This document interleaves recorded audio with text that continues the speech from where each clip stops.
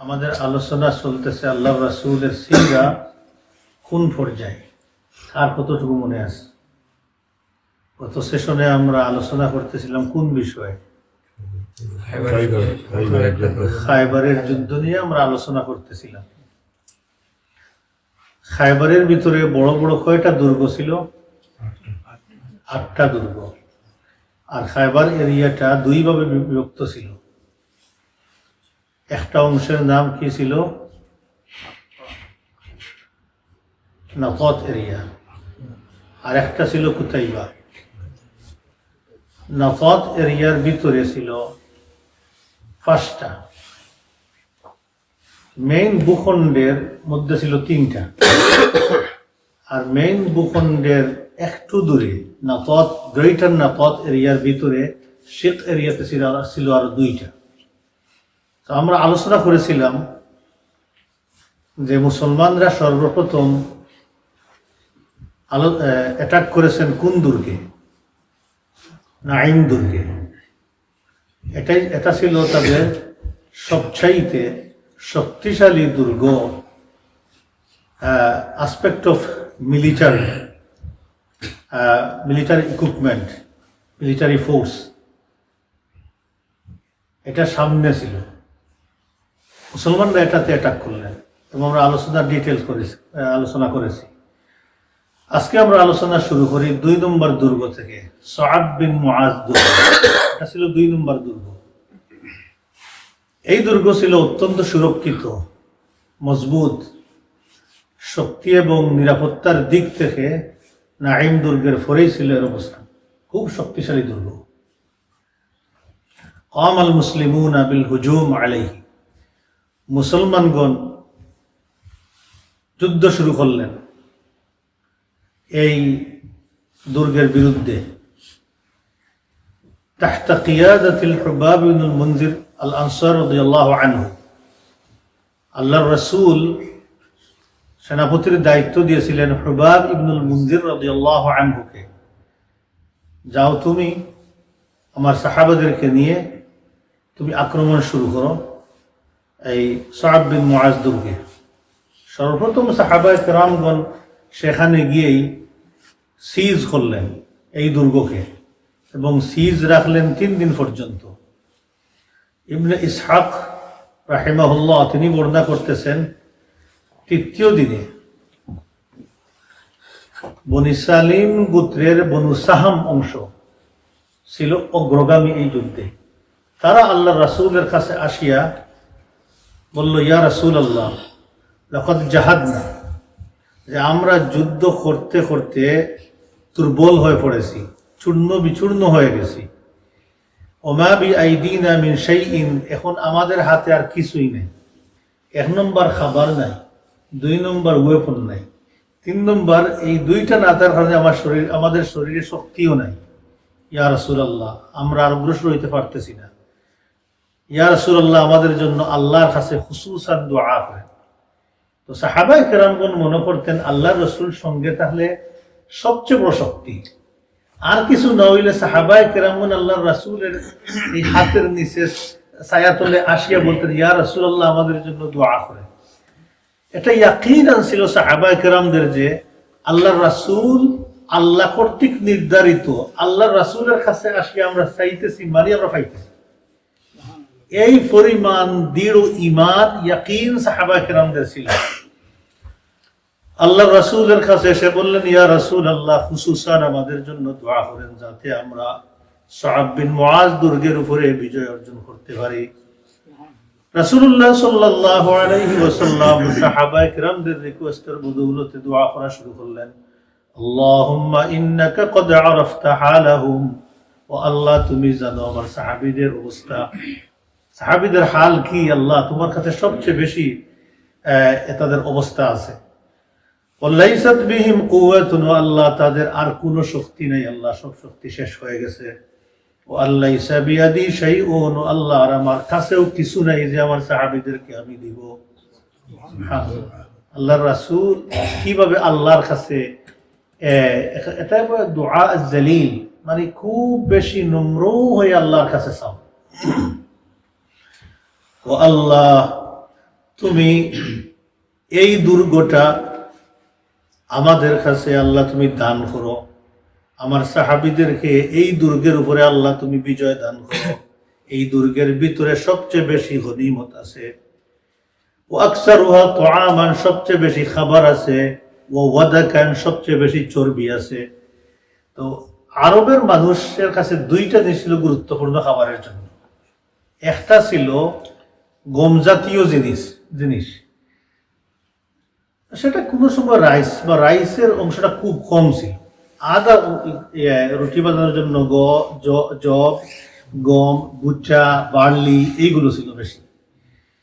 So আল্লাহ রাসূল বলতেছেন যে এখানে সবচেয়ে বেশি খাবার আছে। তো সাহাবা কিরামদের মধ্যে খাবারের সংকট দেখা দিল, আর চর্বির সংকট দেখা দিল, ঘি, বাটার, এই জাতীয় জিনিস।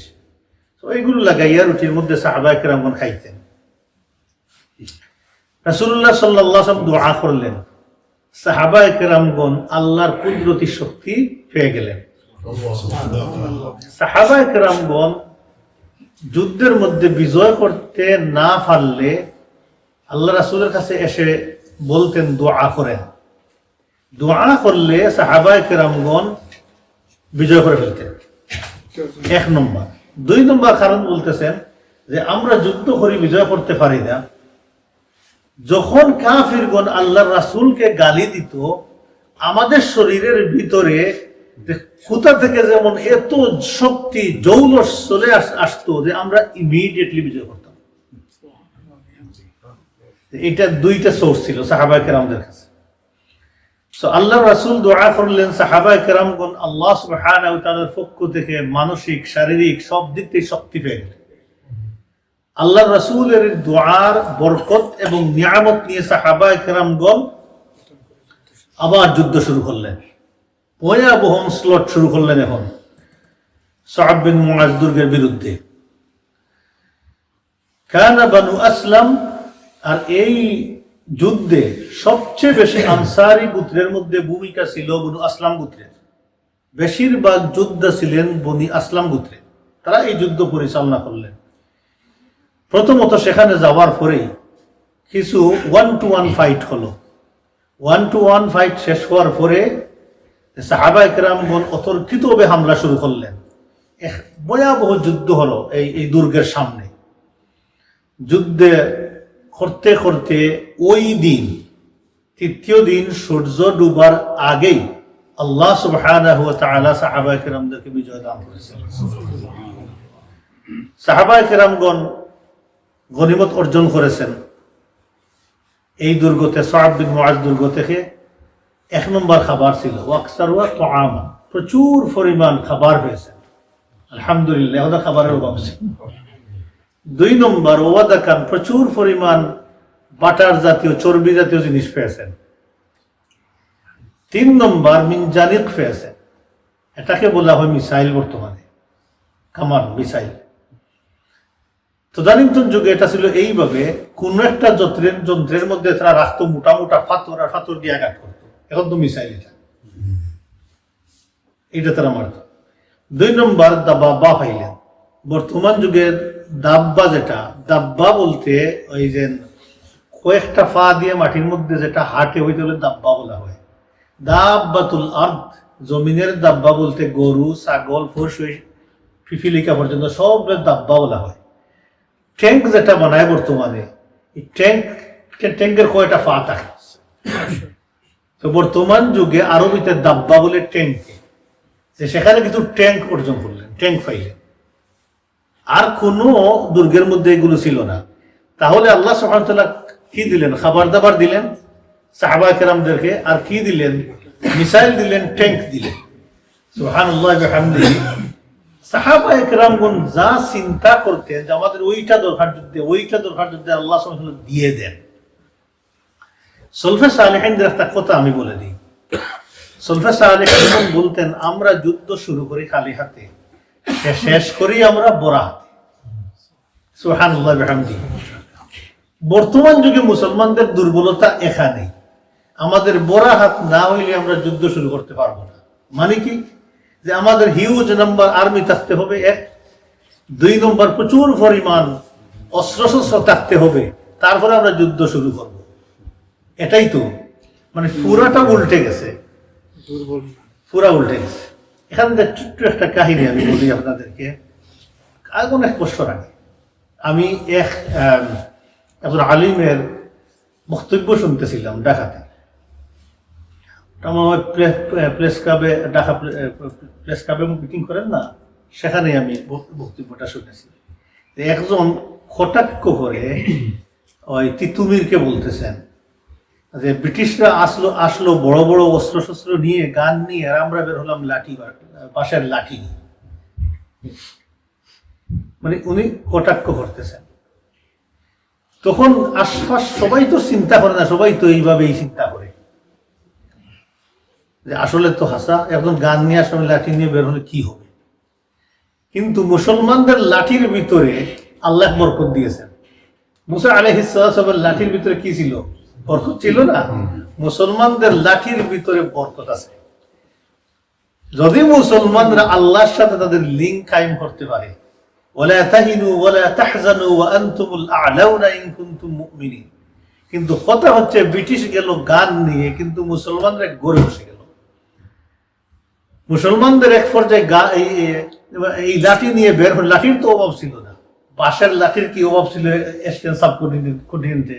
অভাব ছিল না, মানুষের অভাব ছিল না, কোনো কিছুর অভাব ছিল না। অভাব ছিল সাহসের। কিসের অভাব ছিল? সাহস, হিম্মতের, ইমানের দুর্বলতা। সাহস হিম্মত দরকার ছিল, আর শক্ত ইমান দরকার ছিল। এখানে দেখেন, এই যে এক একটা দুর্গের ভিতরে যেই পরিমাণ আর্মি ছিল, মুসলমানদের চাইতে বহু গুণ বেশি ছিল। মাত্র 1400 সাহাবী সেখানে গেছেন অভিযানে, কিন্তু তাদের অস্ত্র শস্ত্র কম ছিল না, নাম্বারও তাদের কম ছিল না। কিন্তু মুসলমানদের সামনে তারা কেন দাঁড়াইতে পারলো না, অথবা দাঁড়াইলে ইমিডিয়েটলি ক্রাশ হয়ে গেল।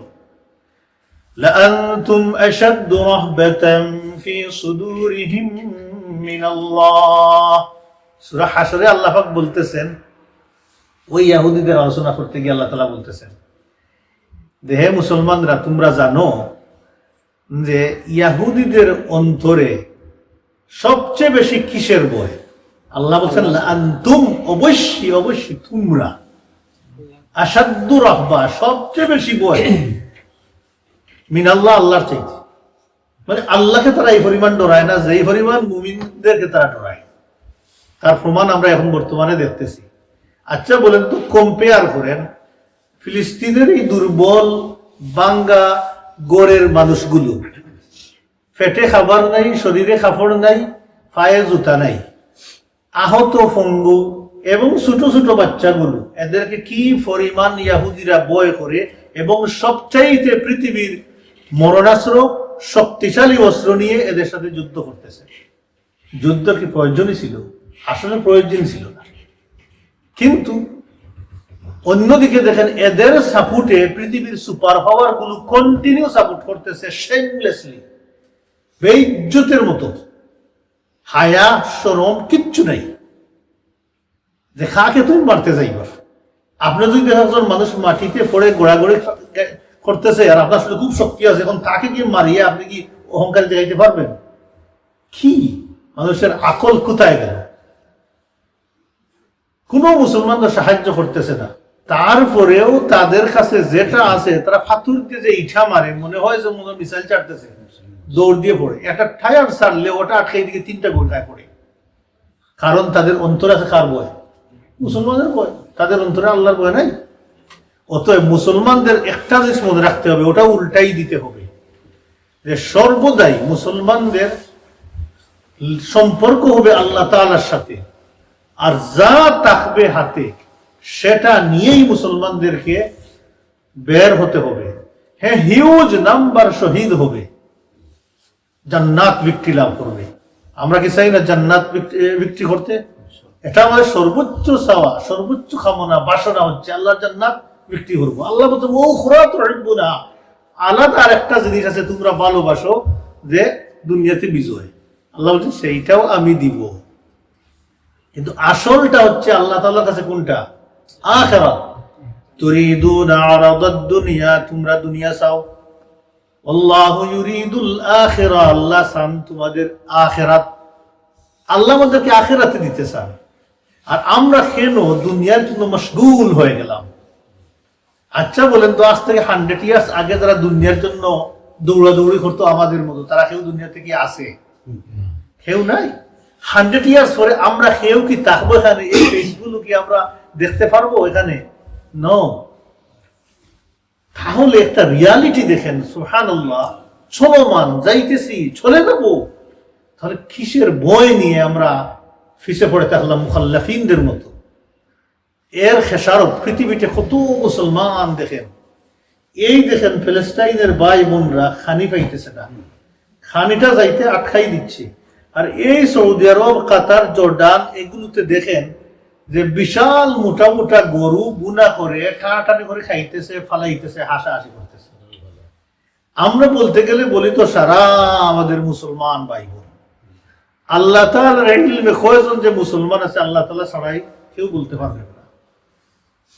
ওই কোরআনের আলোকে কয়জন মুসলমান আছে এই পৃথিবীতে আল্লাহ তাআলা ছাড়া কেউ বলতে পারবে না। আমরা বলবো না এই কথা যে তারা কাফের, আমরা বলবো না তারা ফাসিক মুনাফিক, এইভাবে আমরা গালি দিব না কাউকে। কিন্তু এটা আমাদের রিয়েলাইজেশনের জন্য, আমি কি আল্লাহ তাআলার কাছে আসলেই আল্লাহর মাহবুব অথবা আল্লাহ সুবহানাহু ওয়া তাআলার বাছাই করা বান্দার মতো আছি কি আছি না? বাদ দেন অন্য মানুষের কথা, চিন্তা করার দরকার নাই। এখন কিছুটা বন্ধ হয়েছে। কয়েক বছর আগে তো মানুষ বলতোই যে ফিলিস্তিনের মুসলমানরা মায়ের খায়, তারা নাফরমানি করে। আমরা এখানে বসিয়া সুদও খাই, আমরা হারাম কাজও করি, চিটারিও করি, অন্তরের ভিতরে কোনো ট্রাস্ট নাই। কোথায় কোথায় 2 নম্বরই 6 নম্বরই করি। আর আমরা এই আফগানিস্তানের মুসলমান গুলা খারাপ, এই জন্য রাশিয়া মারছে, এখন আমেরিকা মারে, এই ফিলিস্তিনের মুসলমান খারাপ। আমি কি চিন্তা করি না আমি কি ভালো? আচ্ছা, দুনিয়াতে একজন মানুষ খাইলো, পড়লো, খুব ভালোভাবে চলিয়া গেল, এটা কি তার সাকসেস? আখিরাতের সাকসেস এর উপরে ইয়ে করে হয় না। এটা কোরআন হাদিস দ্বারা প্রতিষ্ঠিত না। তাহলে কি হয়? আসল বিষয়টা হচ্ছে যে দুনিয়াতে মুমিনরা থাকবে আল্লাহকে নিয়ে, অর্থাৎ আল্লাহর রাজি এবং খুশি নিয়ে দুনিয়াতে থাকবে। এটাই হচ্ছে মুমিনের অবস্থান। আল্লাহ যদি তাকে দুনিয়া দেন সেটি হবে আল্লাহর জন্য, আল্লাহ যদি নেন তার কাছ থেকে সেটাও হবে আল্লাহ তাআলার জন্য। আমাদের সকল কিছুই হবে আল্লাহর জন্য। ইন্না সালাতি ওয়া নুসুকি ওয়া মাহইয়ায়া ওয়া মামাতি লিল্লাহি রাব্বিল আলামিন। জীবন, মৃত্যু, স্যাক্রিফাইস যা কিছু আছে সব আল্লাহর জন্য। এটা হচ্ছে মুমিনের লাইফ। তো সাহাবায়ে কেরামদের ভিতর এটাই ছিল। ইবনে ইসহাক বলতেছেন, যুদ্ধ শেষ, সাদ বিন মুআজ দুর্গ বিজয় হয়ে গেছে, সাহাবায়ে কেরামগণ পেটের ক্ষুধায় চটফট করতেছেন, খাবার জন্য কিছু পাইতেছেন না। ইমিডিয়েটলি সামনে পাইছেন একটা ডোমেস্টিক গাদা, জবাই করেছেন, কাটাকাটি করেছেন। কিছু সাহাবী উনুনের মধ্যে আগুন জ্বালিয়েছেন খাবারের জন্য। আল্লাহর রাসূল জানলেন যে আল্লাহর রাসূলের সাহাবীরা ডোমেস্টিক গাদা কুক করতেছে। আল্লাহ রাসূল সাথে সাথে বললেন, এটা হারাম, লুহুমিল ইনসিয়া হারামুন, ডোমেস্টিক গাদা খাওয়া হারাম, খাইতে পারবে না। কেন? সাহাবায়ে কেন আগে খাইতেন। ডোমেস্টিক গাদা খাইবারের দিন আল্লাহ সুবহানাহু ওয়া তাআলা হারাম করে দিয়েছেন। কোন সময় হারাম করে দিয়েছেন? যখন সাহাবায়ে কেরামদের পেটের মধ্যে দাউ দাউ করে জ্বলতেছে, কুক করেছেন, খাবেন, হারাম। দেখছেন পরীক্ষা আল্লাহর পক্ষ থেকে। সাহাবায়ে কেরামগণ সাথে সাথে আল্লাহর রাসূলের কথা তামিল করে সব ফেলে দিয়েছেন। আল্লাহ যা দিয়েছেন সেটাই খেয়েছেন, কিন্তু এইটা ফেলে দিয়েছেন। এই ছিল সাহাবায়ে কেরামদের অবস্থা। আজকের যুগে এগুলো বললে তো কিছু মানুষ পাওয়া যাবে যে এত কিছু করলাম, শেষ পর্যন্ত এটা খাইয়া ফালাই না কেন, এতদিন খাইলাম খাই না কেন। সাহাবায়ে কেরাম ওই দিকে তাকান নাই, সাথে সাথে সব শেষ করে দিয়েছে। যাই হোক, তারপরের দুর্গটা হচ্ছে কিলাআতু জুবায়ের, জুবায়ের কেল্লা বলা হয়, জুবায়ের দুর্গ। এই দুর্গের নেতৃত্বে ছিলেন স্বয়ং রাসূলুল্লাহ সাল্লাল্লাহু আলাইহি ওয়াসাল্লাম। নাঈম এবং সাআদ দুর্গ বিজয়ের পরে সাহাবায়ে কেরামগণ এদিকে মনোনিবেশ করলেন। আর এই এই সাআব দুর্গে যে সমস্ত ইয়াহুদি ছিল তারা করলো কি, চুপি চুপি সারে এখান থেকে বের হয়ে তারা জুবায়ের দুর্গে গিয়ে আশ্রয় নিল। আর এই দুর্গটা ছিল আসলে ভিন্নভাবে প্রটেক্টেড। এটা ছিল যে পাহাড়ের চূড়ার মধ্যে, এখানে উপরে নয় আর নিচেও নয়, এই পাহাড়ের চূড়ার ভিতরে বড় করে এটা তারা বানিয়েছে, খুব ওয়েল প্রটেক্টেড করে বানিয়েছে, যাতে কোনো আর্মি সহজে অনস্লট করতে না পারে। খাইল ওয়ার রিজাল লিল হুজুম বলা হয়েছে, হুজুম মানে হচ্ছে অনস্লট, হিউজ আক্রমণ করা, যাতে কোনো পদাতিক বাহিনী অথবা অশ্বারোহী বাহিনী ডাইরেক্ট অ্যাটাক করতে না পারে, সেটা তারা আগেভাগেই রেডি করে রেখেছে। সেটা রাসূলুল্লাহ সাল্লাল্লাহু আলাইহি ওয়াসাল্লাম এই দুর্গের উপরে সিজ করলেন, 3 দিন সিজ করে রাখলেন, কিন্তু আক্রমণ করতে পারতেছেন না কোনোভাবে। 3 নম্বর দিন একজন ইয়াহুদি বেরিয়ে আসলো, তার নাম ছিল আজাল। তো ইয়াহুদি বের হয়ে আসে, আল্লাহ রাসূলকে বলল, ইয়া আবুল কাসিম, লাউ আন্নাকা আকামতা শাহরান মা বাদ, যদি আপনি মাসের পর মাস সিজ করে রেখেন, আপনি কিছু করতে পারবেন না, এই দুর্গ এত শক্তিশালী। তবে ও মুহাম্মদ, আমি আপনাকে একটা সিক্রেট ম্যাটার বলে দিতে পারি, যদি আপনি আমাকে আমার জীবনের সিকিউরিটি, আমার ফ্যামিলির সিকিউরিটি, আমার সম্পদের সিকিউরিটি আপনি দেন, তাহলে আমি আপনার একটা সিক্রেট ম্যাটার বলে দিব, সহজেই এদের উপরে বিক্রি লাভ করতে পারবেন, এদেরকে আটকাই দিতে পারবেন। আল্লাহ রাসূল বললেন, দিলাম, তোমার লাইফের সিকিউরিটি, তোমার সম্পদের সিকিউরিটি আর তোমার ফ্যামিলির সিকিউরিটি আমি দিলাম। তো সে জানতো ইয়াহুদি যে আল্লাহর রাসূল কখনো কথার খেলাফ করেন না। সে আবুল কাসেম বলছে, মানে হচ্ছে আল্লাহ রাসূল সম্পর্কে তার ভালো ধারণা আছে যে আল্লাহ রাসূল কথার কোনো খেলাফ করেন না। ওই ইহুদি আসিয়া চুক্তির পরে ইহুদি বলল যে ইন্না লাহুম শারাবান ওয়া উয়ুনান তাহতাল আরদ, তারা যে চূড়ায় থাকে তার নিচে পানির ঝর্ণা আছে, ছোট হ্রদ আছে, সেখান থেকে তারা রাত্রিবেলা নামিয়া যথেষ্ট পরিমাণ পানি পান করে এবং নির্মল পানিগুলো তারা নিয়ে যায়, সারাদিন তারা পানিগুলো ইউজ করে। অতএব একমাত্র সুযোগ হচ্ছে আপনাদের জন্য, যদি ওই পানির সোর্সটা কাট করে দেন, এটা আসছে দেখাই দিছে যে অন্য দুর্গ থেকে অন্য পাহাড় থেকে এইভাবে আসছে ছোট্ট করে, আপনি যদি ওখানে ওটা পানি বন্ধ করে দিয়ে দিতে পারেন, সেখানে শুকিয়ে যাবে, ওরা বাধ্য হয়ে নেমে আসবে। তো রাসূলুল্লাহ সাল্লাল্লাহু আলাইহি ওয়াসাল্লাম ইমিডিয়েটলি সাহাবা কিরামদেরকে নিয়ে ওই পানির সোর্সটা বন্ধ করে দিলেন। এতে করে তারা বাধ্য হয়ে গেল, পানি নাই, তো বাঁচা সম্ভব না। ওয়াজআলনা মিনাল মাই কুল্লা শাইইন হাইয়িন, আল্লাহ বলতেছেন পানি থেকে আমি প্রত্যেক জীবন্ত জিনিস বানিয়েছি। জাআলনা মিনাল মাই কুল্লা শাইইন হাইয়িন, আমরা আগে বলতাম পানির উপর নাম জীবন, কোরআনে আল্লাহ বলেছেন আমাদের শরীরে পানি বেশি, কিন্তু সকালে উঠিয়ে আমরা যদি পানি খাই বেশি বেশি করে, দেখবেন সারাদিন বুকের মধ্যে পানি থাকবে। অ্যাটলিস্ট ডে শুরু করার পানি দিয়ে। অতএব পানি যখন বন্ধ হয়ে গেছে, বলা হয়েছে তারা মরুভূমি হয়ে গেছে, সেখানে পানি ছাড়া কয়দিন মানুষ থাকতে পারে, পানি খাইতেই হবে তাদের। বাধ্য হয়ে তারা সেখান থেকে বের হয়ে আসলো এবং আসাদুল কিতাল বলা হয়েছে যে তারা একটা ভয়াবহ যুদ্ধ করলো মুসলমানদের সাথে। এই যুদ্ধে নাফারুম মিনাল মুসলিমিনা কাতালা ফিহি নাফারুম মিনাল মুসলিমিনা, এ লার্জ নাম্বার মুসলমান শহীদ হয়ে গেল এই যুদ্ধে। এবং 10 জন ইয়াহুদি, মুসলমানদের আর গোনা নাম্বার আসে নাই, ইয়াহুদিদের নাম্বার আসে, 10 জন ইয়াহুদিও জাহান্নামে চলে গেছে। আল্লাহ সুবহানাহু ওয়া তাআলা শেষ পর্যন্ত এই দুর্গের উপরে আল্লাহ রাসূলকে বিজয় দান করেছে। তাহলে কয়টা গেল? 3টা দুর্গ গেল। নাকাত এরিয়ার মেইন ভূখণ্ডের 3টা দুর্গ মুসলমানদের অধীনে চলে আসলো। এখন ওই এরিয়ার আদার এরিয়ার নাম ছিল শিখ এরিয়ার প্রথম দুর্গটা ছিল উবাই। এখন এই দুর্গ থেকে বের হয়ে বাকি 3টা যেটা বের হয়ে যাচ্ছিল, তারা নেক্সট দুর্গ উবাই দুর্গ থেকে তারা আশ্রয় নিল। মুসলমানগণ সেই দুর্গের উপরেও কি করলেন? সিজ লেট করলেন। রাসূলুল্লাহ সাল্লাল্লাহু আলাইহি সাল্লাম এই সময় একটা দুর্গের কাছে ছিলেন, ছোট্ট একটা দুর্গের কাছে ছিলেন। ওখানেও যুদ্ধ কন্টিনিউ চলতেছিল। এই দুর্গের নাম ছিল সামওয়ান যুদ্ধ। সামওয়ান এই দুর্গের নাম ছিল। সেই দুর্গের পাশেও যুদ্ধ চলতেছিল। সাহাবায়ে কেরামগণ যখন উবাই দুর্গের একদম কাছাকাছি চলে গেলেন, তখন দুইজন ইয়াহুদি অহংকারী, তারা বড়াইত্যা দেখাইয়া, অহংকারী দেখাইয়া তারা মুসলমানের সামনে এসে বলল, কি বলল তারা? বেতনাবিল মুবারাজা। তারা 1-to-1 যুদ্ধ চাইল। আসো আমরা 1-to-1 যুদ্ধ করি। একজন ইয়াহুদির নাম ছিল আজুল।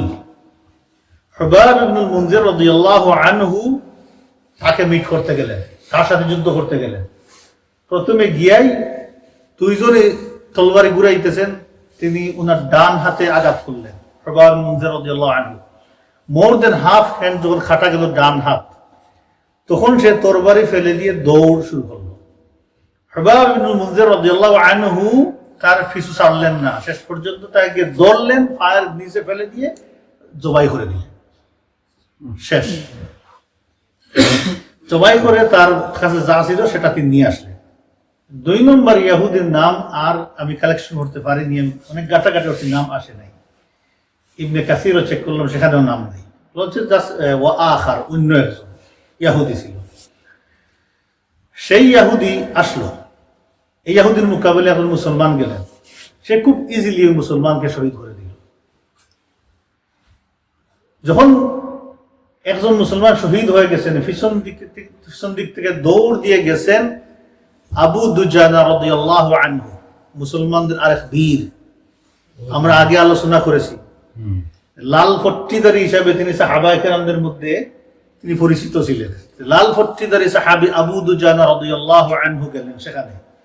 তিনি গিয়ে দাঁড়ানোর সময় দেন নাই, তাকে চোখ করে দিলেন। শেষ। আবু দুজানা রাদিয়াল্লাহু আনহু যখন তাকে ফেলে দিলেন, মুসলমানগণ দিলেন কাব্বার আল মুসলিমুন, সকল মুসলমান একসাথে তাকবীর দিন, আল্লাহু আকবার, আল্লাহু আকবার, তাকবীর শুরু করলেন আর যুদ্ধ শুরু করে দিলেন। এমন ভাবে অ্যাটাক করলেন যে কিছু সময় যুদ্ধ চললো। যারা কিতাল মারিন সাআতান, যুদ্ধ করতে করতে প্রথমেই আবু যর রাদিয়াল্লাহু আনহু ভিতরে ঢুকে গেছেন এক ধাক্কায়। তার পিছনে অনেক সাহাবী ঢুকে গেছেন। ভিতরেই যুদ্ধ চলতেছে, যেমন বাহিরে তেমন ভিতরে সমানে যুদ্ধ চলতেছে। ইয়াহুদিরা টিকতে পারে নাই, তারা পলায়ন শুরু করলো। সুম্মা তাসাল্লাল আল ইয়াহুদ, তাসাল্লারা আমি আগে বলেছি যে চুপি চুপি বের হয়ে যাও।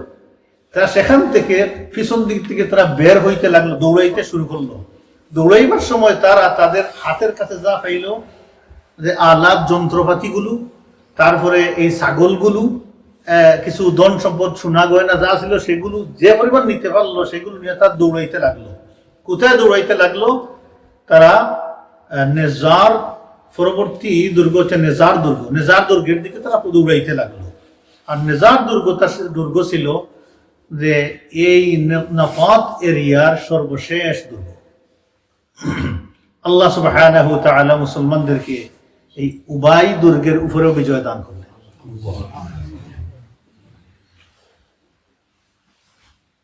ফার্স্ট নম্বর ফরওয়ার্ড কি বলেছিলাম? নেজার দুর্গ, হুসনুন নেজার, হুসন মানে হচ্ছে দুর্গ, নেজার দুর্গ। নাতদ এরিয়ার মধ্যে সবচাইতে সুরক্ষিত ছিল এটা। এটা এইভাবে তারা বানিয়েছিল যাতে কোনো মানুষ সহজেই এই দুর্গতে আসতে না পারে, স্পেশালি যোদ্ধারা যাতে আসতে না পারে, এই ব্যবস্থা করে তারা সেই দুর্গটা বানিয়েছিল। ইহুদিদের ইয়াকিন ছিল, বলা হচ্ছে ইয়াকিনান, তাদের দৃঢ় বিশ্বাস ছিল কোনো যুদ্ধ যদি করতে করতে এক পর্যায়ে তিনি শেষ হয়ে যাবেন, কিন্তু এই দুর্গে ঢুকতে পারবেন না। এই বিশ্বাসে তারা আগে বাগে বাকি সাইডটা খালি করে তাদের মহিলা এবং সন্তানদেরকে আনিয়ে নেজার দুর্গে রেখেছিল। এই চিন্তা করে যাতে আমাদের ফ্যামিলিটা নিরাপদ থাকে, এই দুর্গে তারা রাখলো। মুসলমানগণ কি করলেন? এই দুর্গের উপরে সিজ দিলেন। আসাদুল হেসার বলা হয়েছে। এইভাবে সিজ আর অন্য কোন দুর্গের মধ্যে মুসলমানগণ দেন নাই, এমন একটা সিজ দিলেন। ইহুদিদের উপরে প্রচন্ড চাপ সৃষ্টি করলেন মুসলমানরা। দুর্গটা ছিল পাহাড়ের উপরে। এখন পাহাড়ের উপরে গিয়ে যুদ্ধ পরিচালনা করা কোনো আর্মির পক্ষে আসলেই কঠিন ছিল।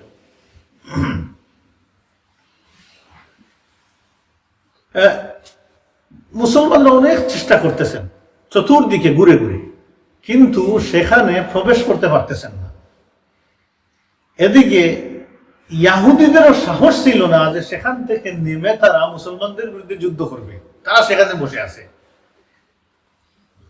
চতুর্দিকে তাদের, এটাকে বলা হয় আজকালকের যুগে কি বলে, দূর থেকে যে মারে, স্নাইপার। হ্যাঁ, স্নাইপার। তো ওইটা তখন ছিল যারা পারদর্শী ছিল স্নাইপারে, অর্থাৎ তীর মারতে যারা পারদর্শী ছিল তাদেরকে তারা সেখানে রাখলো। দেখবেন সবার হাতে সমান শক্তি নাই, আমাদের সবার হাতে কিন্তু সমান শক্তি নাই। আমরা একটা পাথর নিয়ে এখান থেকে যদি আমরা ইটা মারি, দেখবেন সবাই সমান দূরত্বে পৌঁছাইতে পারবো না। আমরা এগুলো নিয়ে ছোটবেলা প্রতিযোগিতা করতাম, এই মার খেয়ে কত জোরে দিতে পারি, কত দূর দিতে পারি, এগুলো প্রতিযোগিতা আমরা করেছি। সবার হাতের শক্তি সমান না। ওই যুগেও তারা যখন উপরে থাকে তখন তারা যারা ইটাইতে পারে খুব ভালো করে, তাদেরকেও তারা ফিট করে আসছে। এখন তারা করে কি, উপর থেকে মুসলমানদেরকে তীর মারে, ফাতর মারে, মুসলমান নিচ থেকে মারে। মুসলমান নিচ থেকে কি করবেন, কতটুকু করতে পারবে আমরা বুঝতে পারতেছি। তারা উপরে আছে, নামিয়ে আসতেছে না।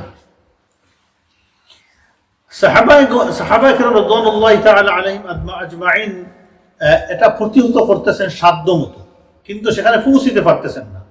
স্বয়ং রাসূলুল্লাহ সাল্লাল্লাহু আলাইহি ওয়াসাল্লাম ওই দিন যুদ্ধের মাঠে ছিলেন। আল্লাহ রাসূল নিজেও মারতেছিলেন তীরগুলো, আল্লাহ রাসূলের মুবারক হাত দিয়ে তীর মারতেছিলেন।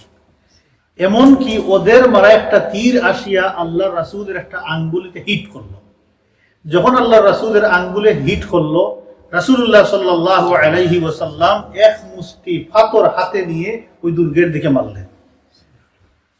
আল্লাহ রাসূলের মুবারক হাত দিয়ে যখন পাথরগুলো মেরেছেন ওই দুর্গের দিকে, সাথে সাথে দুর্গের মধ্যে ভূমিকম্প সৃষ্টি হয়ে গেছে।